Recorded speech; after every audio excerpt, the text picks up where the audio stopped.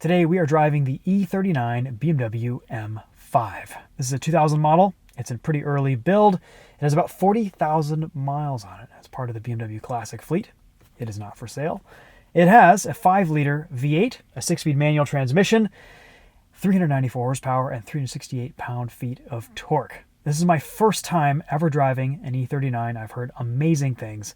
Let's walk you guys around this and take you guys on a drive. Get an idea for the driving experience here. This is the first truly luxurious, tech-forward, well-appointed, very, very fast M5 produced from 2000 to 2003.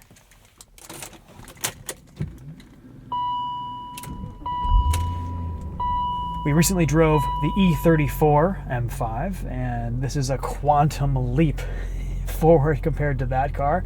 There is just a whole lot going on here in this interior.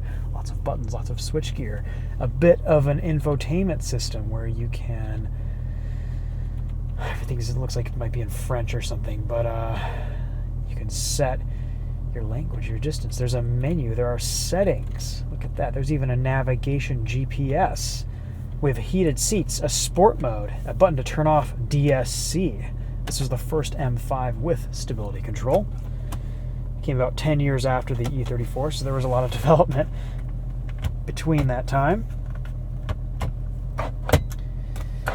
We have an armrest that slides. Not really a center console, except this little cubby right here. There's your glove box. Really comfortable, plush, but well-bolstered seats. Suede Alcantara headliner, a sunroof, and this sweet shifting 6-speed manual. First M5, or first M car with a V8. And when you first start it up on cold start, it'll put lights at the top of the tachometer and move 500 RPM increments as the engine begins to warm up. Very cool little feature there.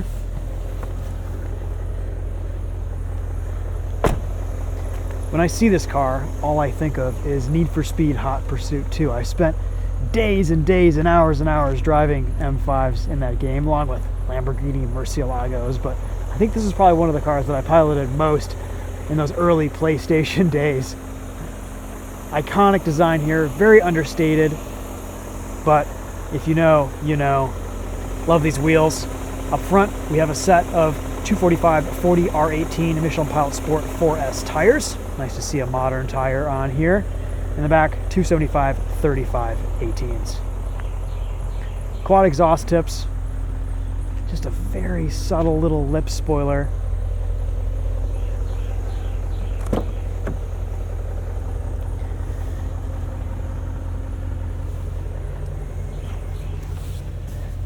Not as big of a car as you would expect compared to a lot of other modern vehicles.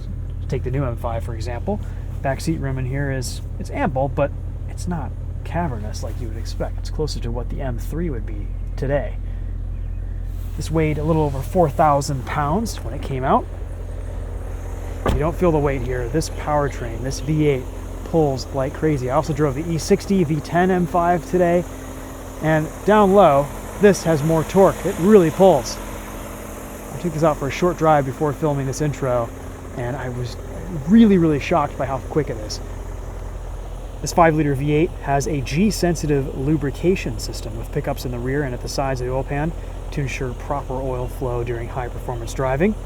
The M5 has wider kidney frame grills, special front and rear bumpers, a spoiler, and unique rear diffuser, as well as more aerodynamic mirrors, model-specific wheels, and exterior colors that set the M5 apart from the rest of the 5 Series lineup. Let's pop the hood, take a look at this 5-liter S62 V8. Double VANOS, variable valve timing.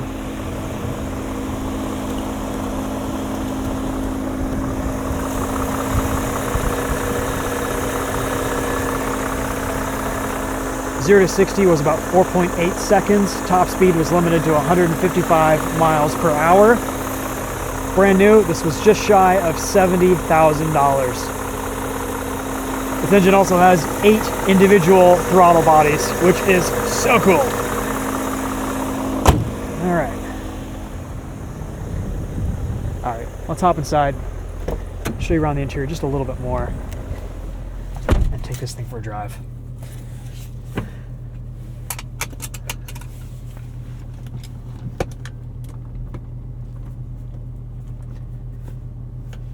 Get a cigarette lighter port right here, and electronically adjustable steering wheel that tilts and telescopes. 3 seat memory settings. Auto up-down windows on all 4 corners. You can see the slightly smaller wing mirrors right here. Decent amount of storage in this M5 in the door pockets. Right here, underneath the seat, you've got your medical kit. Very cool. Small cup holders right here. Germans don't like you eating and drinking in their cars. It's not a priority like it is here in the US market. There you go, button there to adjust the gauge cluster at night.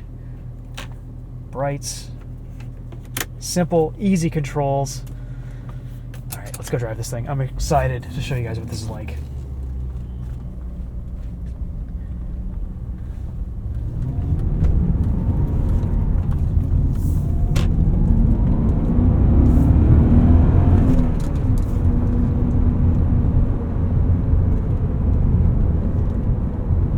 This feels decidedly modern in here.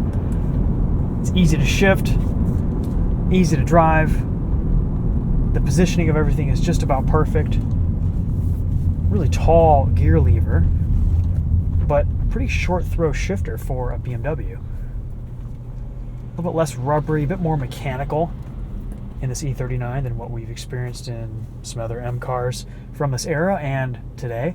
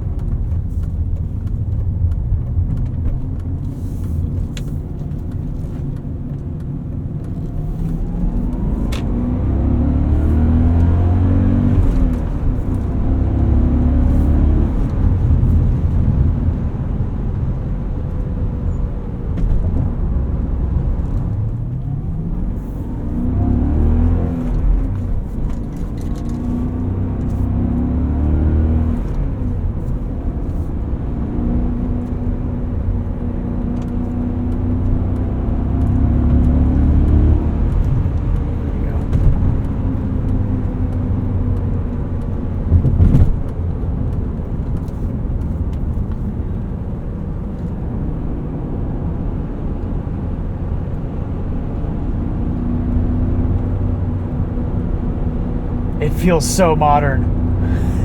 It's so good. Of course, we are on a set of new Michelin Pilot Sport 4S tires, but wow. It's very quick, very quiet at speed. This is really where BMW came into their own by making the M5 a fast, luxury super sedan.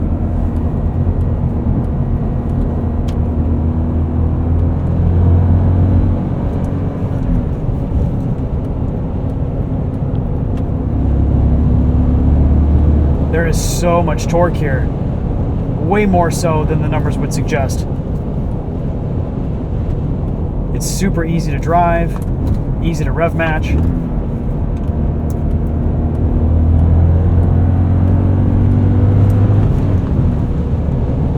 And it just keeps pulling.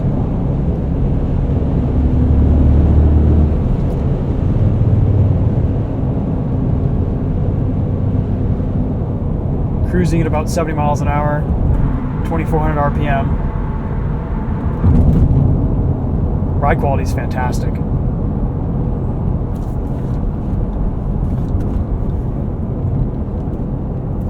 Let's see what sport mode does.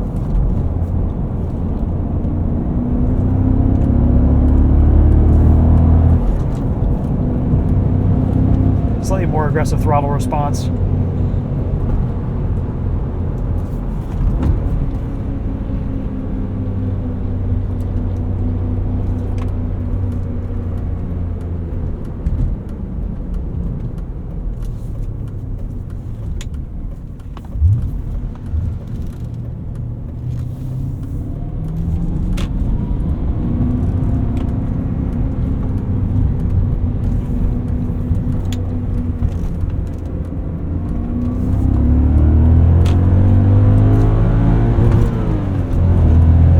just before 7,000 RPM. Wow, it's fast. We used to joke that BMWs felt a little bit underrated with their power figures from the factory. I think that's definitely the case here. I feel like I'm pretty calibrated to what 400 horsepower and 4,000 pounds feels like. This feels like more.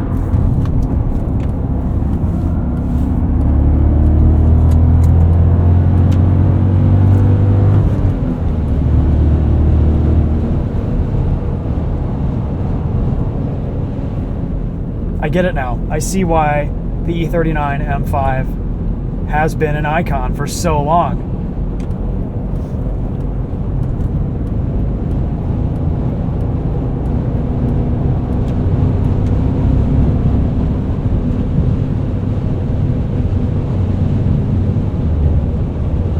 It's smooth, it's quiet, it's comfortable. It's very quick in a straight line. Handling, chassis, all feel very modern and well calibrated. Of course, modern tires help a little bit too.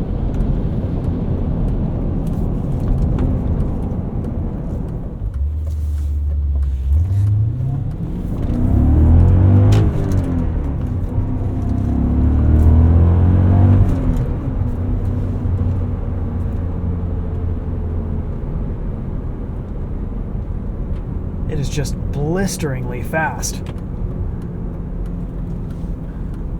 I can't believe the power this thing puts down. The V8 is pretty quiet and muted, but it's still there. Throttle's pretty linear even in sport mode.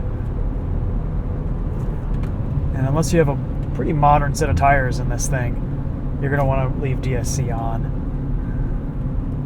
Idle here is really smooth, unlike the E34, which felt like it had a big cam in it. Gosh, 20 years later, this is still such a phenomenal car. I understand the hype. I get it.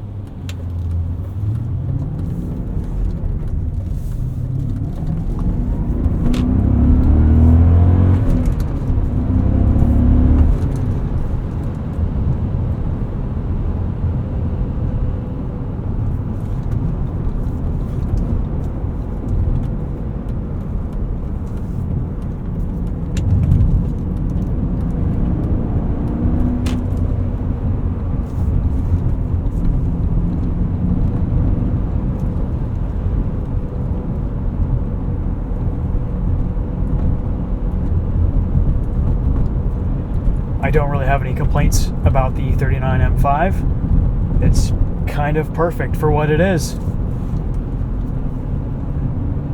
This example with 40,000 miles, it's pretty flawless inside and out, drives amazing. On a set of modern tires, it's even more capable, handles even better. It looks fantastic. It feels quicker than some BMWs that came after it.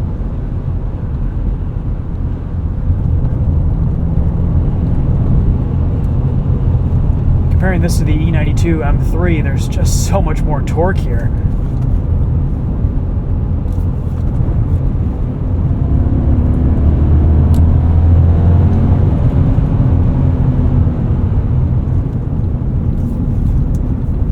Brakes feel strong. But even though they feel good, they're still kind of underpowered for the amount of acceleration this thing has.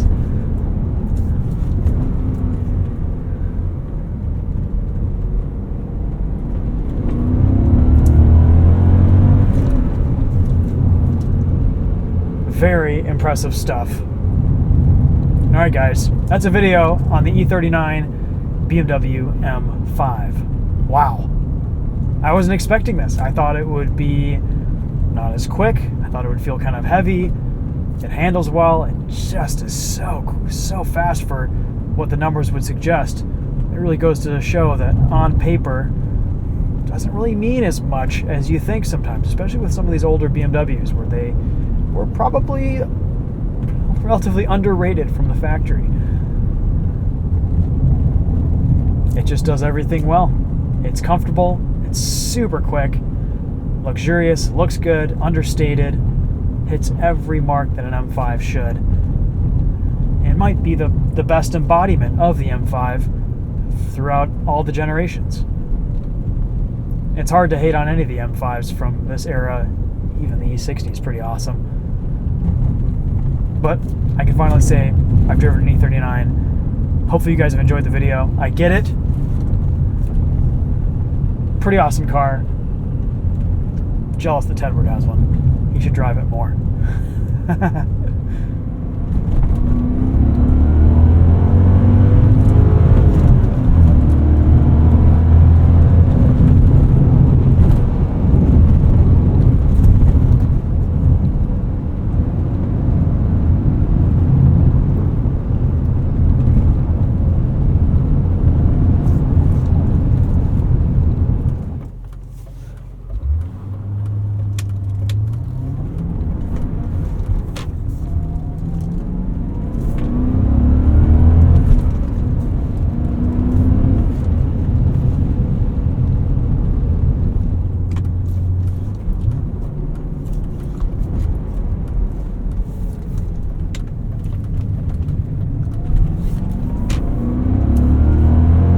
It's just so easy to drive. Nothing is working against you. Everything is just so. BMW really knocked it out of the park here, and I think this is one of their best manual driving experiences.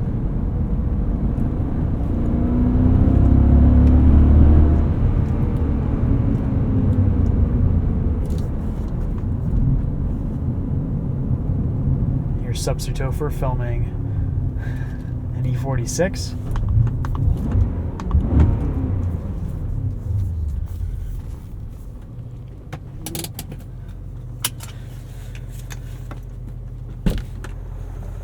Have you driven this yet? Not yet. You have to. Okay. You must.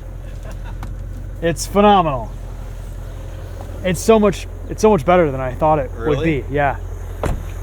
I almost got inhaled by your cooling fans on the way in. Yeah, I bet you did. Oh man. Yeah, this is one of my favorite BMWs of all time. Wow. The shifting experience is just amazing, and the torque, like this feels like it easily makes 500 horsepower. Really? Yeah, it feels 100 horsepower underrated. It's 4,000 pounds, 394 horsepower. Does it feel faster than the E60? In some ways it does. Yeah. It really, I it's just got out of the amazing. E60. Yeah. Yeah, no, this. It's the torque. It's instant from 2,000 RPM. Yeah. It'll chirp the tires in second going around a 90-degree hairpin, you know? It's just, it's insane. I get it. Yeah. Kind of jealous that Tedward has one, right? We all are. Yeah.